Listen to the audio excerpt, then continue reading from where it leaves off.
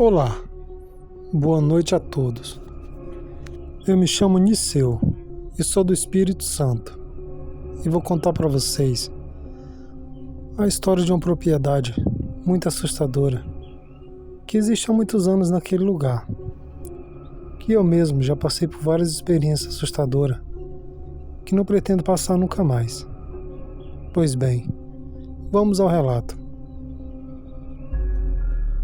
Eu trabalhei de quase tudo que você imaginar nessa vida. E tinha uma época da minha vida que eu estava numa situação bem precária. Por isso, eu saí procurando serviço ali na região do Espírito Santo e nas redondezas. Em chácaras, sítio, fazenda, onde eu achasse. Então, para cima e para baixo, eu encontrei um homem. E ali fui conversando com ele e falei que estava precisando de serviço. E ele me indicou um lugar. Só que de cara ele falou: olha, essa propriedade, ela tem fama de ser muito assombrada. Se você não tiver medo dessas coisas, pode ser que o dono dela arrume serviço para você lá. Inclusive, toda pessoa que ele contrata para limpar lá o local, deixar tudo organizado, ninguém trabalha 3 dias. Porque coisas estranhas e assombradas começam a acontecer naquele lugar. E eu falei que não tinha medo dessas coisas, e que a necessidade falava mais alto. Pois bem, ele indicou quem era o dono daquela propriedade e fui até a casa dele. Cheguei lá, já combinei um preço. Eu já estranhei porque ele botou um preço muito bom. Ele colocava o preço da diária normal, ele colocava 2, 3 tantos acima daquele valor. Acho que já enfim de me segurar lá. Ele falou que, por ser uma propriedade muito mal falada pela boca das pessoas, ele preferia pagar mais caro, mas que eu ficasse lá trabalhando. Eu teria que limpar todo aquele terreno, deixar tudo organizado. De imediato eu vi que tinha serviço por uns 15 dias, que eu ia ter que trabalhar sozinho. Ele falou: é uma casa muito grande, está toda mobiliada. Você pode dormir lá à vontade, fazer comida, o que você quiser. Nós só vamos lá final de semana. Falei tudo bem, agradeci. Fiquei todo feliz por ter arrumado um serviço. E no mesmo dia já fui para lá. Trabalhei bastante naquele dia. Quando deu a noite, eu estava bem cansado. Então por volta de umas 7h30 para 8 horas eu já estava jantando. Para no máximo 9 horas estar aí dormir.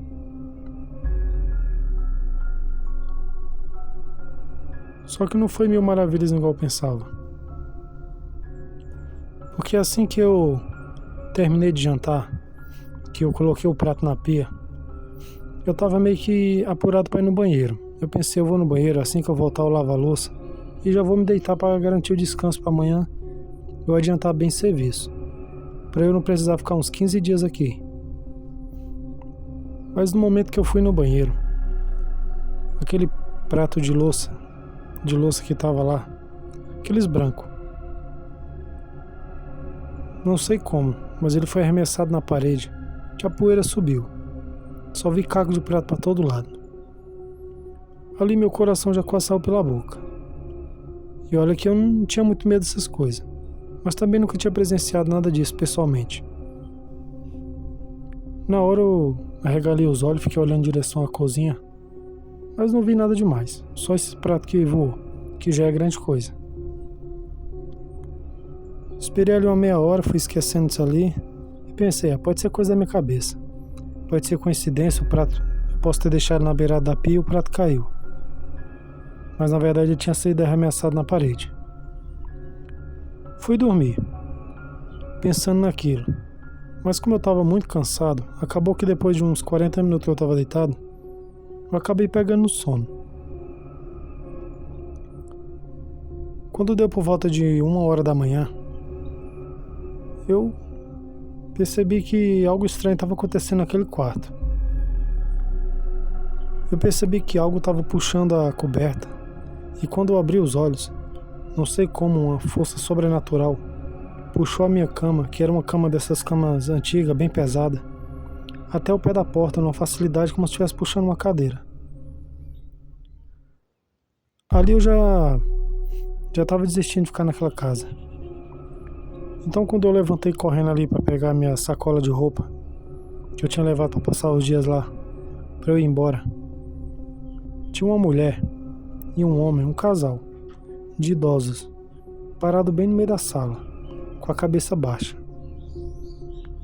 E ali eu travei. Eu pensando, mas não tinha ninguém aqui até agora? Quando de repente eles levantaram a cabeça e olharam fixamente para mim, no lugar dos seus olhos não tinha nada. Só tinha 2 buracos profundos. Nem na boca nem no nariz. Era só aquela, como se fosse uma fumaça no rosto deles. E eu percebi que eles flutuavam. Ali eu quase que pulei pela janela. Saí meio que se esquivando pelo lado da parede, abri a porta e sumi daquele lugar.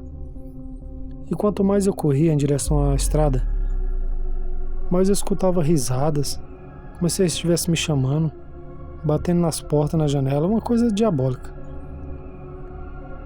Assim que amanheceu o dia, eu bati na porta do dono da propriedade e já fui falando o que tinha acontecido. E ele falou, olha, infelizmente vou ter que vender aquele lugar, porque ninguém fica 2 dias naquela propriedade. Eu falei pra ele que não ficaria mais nem meia hora. E nunca mais tive coragem de chegar nem perto daquele lugar. Essa propriedade no Espírito Santo, vou falar pra vocês, de todas as coisas que eu já vi na minha vida, foi o lugar mais assombrado que eu já passei pela terrível experiência. Boa noite. Boa noite a todos. Eu sou a Maria de Fátima. Sou da cidade de Irecê, na Bahia. Hoje já sou uma senhora. Mas quando eu era uma mocinha de uns 15, 16 anos, eu e minhas primas sempre queria dar uma de corajosa e gostava de ficar brincando com coisas sobrenaturais. Pois bem, vamos ao relato. Minha mãe sempre reclamava e falava pra gente parar com essas coisas, que brincar com o sobrenatural não é brincadeira, que um dia a gente ia pagar o preço. Mas a gente não queria nem saber. Não tomava conselho e era muito teimosas. Um certo dia, a gente soube que uma senhora tinha falecido a uns 3 quilômetros dali. E logo já combinamos de ir no velório pra ganhar café, chá, bolacha e dar risada do povo. A gente amava ficar ali vendo todos os defeitos das pessoas pra depois vir na estrada se matando de dar risada. Coisa de gente boba. Mas nessa época a gente achava que era uma vantagem, era uma coisona. Pois bem, fomos no velório, chegamos lá e nem conhecia ninguém. Só 1 ou 2 mais ou menos conhecidos. Ficamos ali fingindo que estava triste, olhava uma para a outra, ficava roxa querendo dar risada, mas a gente segurava. Tomava todo o café do velório, comia todos os biscoitos, bolacha. E ali começamos a perceber que como aquela senhora era bem pobre, coitada, nem roupa depois de morta não tinha direito, era uma blusa toda rasgada. E antigamente eles velavam as pessoas que morriam na casa mesmo. Nem caixão tinha, era em cima de uma porta, com 4 velas acesas. E ali ficamos tirando onda, brincando, tirando sarro daquela senhora que faleceu e das outras pessoas que estavam chorando. Aquelas pessoas do Nordeste. Quando deu por volta de umas 8h30, 9 horas, era cedo. Viemos embora. Era eu e mais 4 primas. E nesse dia a mãe já tinha brigado bastante com a gente. E falou que se alguém viesse a reclamar, ele ia dar uma surra em todos nós. Mas sabe como é que é? A pessoa nessa idade de 14, 15, 16 anos é terrível. E olha que antigamente os filhos respeitavam mais os pais, mas nós era terrível. Nós era uma exceção. Pois bem, saímos da casa daquela senhora que tinha falecido, e da casa dela até passar na casa das minhas primas para chegar na minha casa, passar por um riozinho, um riachozinho, com uma ponte de madeira.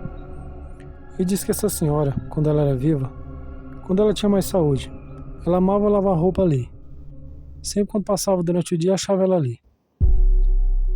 E cantando. Quando a gente faltava uns 50 metros para se aproximar daquela ponte, a minha prima mandou fazer silêncio. E escutou uma senhora cantando umas canções bem das antigas mesmo. E batendo roupa nas pedras, lavando roupa.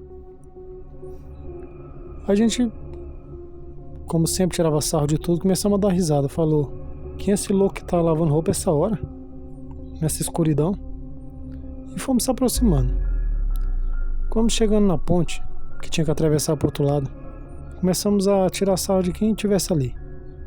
Falamos assim: tá na precisão mesmo, né? Tá necessitado de roupa limpa, tá lavando roupa essa hora. E acreditem, bem nessa hora, aquela senhora que estava falecida lá, há poucos minutos, digamos assim, no caixão, o espírito dela estava lavando roupa ali, porque é só o espírito dela mesmo. Tava lavando roupa e cantando. E quando ela levantou o rosto, ela olhou para nós todos e falou assim: a próxima vez que vocês virem dar risada de mim, é vocês que vai estar lavando roupa aqui. Nessa hora a gente não sabia se gritava, se chorava, se pedia socorro. Só sei que saímos no pé só. Eu fiquei com tanto medo que eu não tive coragem nem de ir para casa sozinha. Eram uns 500 metros da casa da minha prima pra minha. Mas quem disse que eu tinha coragem? Quem disse que ela tinha coragem de me levar até em casa? Aquela noite eu dormi ali mesmo. Nem preciso contar que no outro dia quase que eu levei uma surra da minha mãe. Mas também aprendemos a lição. E um detalhe: mais ou menos uma semana nenhum de nós conseguia dormir, com aquela imagem da senhora falando com a gente, até que resolvemos abrir o jogo e contar para nossas mães.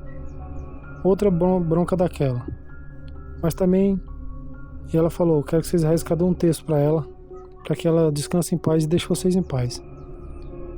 E assim a gente fez. Colocamos vela para ela, orando ali, rezamos o texto inteiro, pedimos perdão e podemos dormir em paz. E nunca mais ela ficou a imagem dela na nossa cabeça. Nós também criamos vergonha e nunca mais ficamos fazendo isso, zombando das pessoas. E o tempo foi passando e graças a Deus nada mais aconteceu. Mas foi uma noite terrível, que eu não desejo para ninguém. E para essas pessoas também que gostam de zoar todo mundo, essa é uma lição. Espero que vocês tenham gostado do relato. Boa noite. E não brinque com o sobrenatural, pois ele existe e devemos respeitar.